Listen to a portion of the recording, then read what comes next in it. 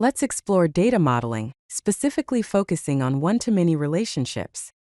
This presentation will cover strategies for modeling one-to-many relationships effectively.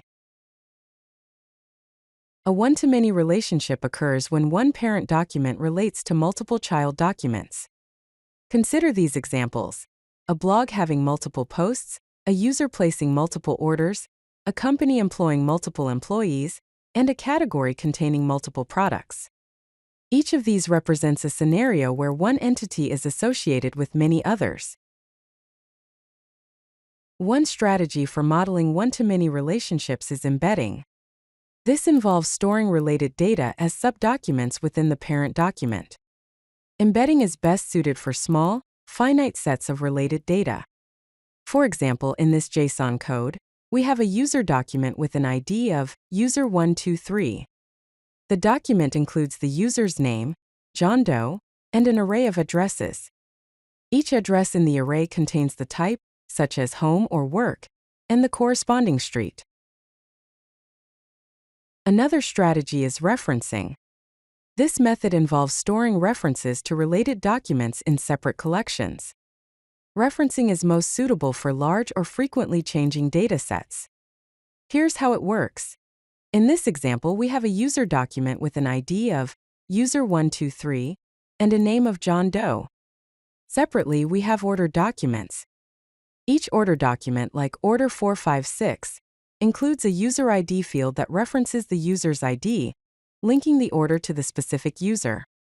The amount for this order is 99.99. Let's discuss when to use embedding.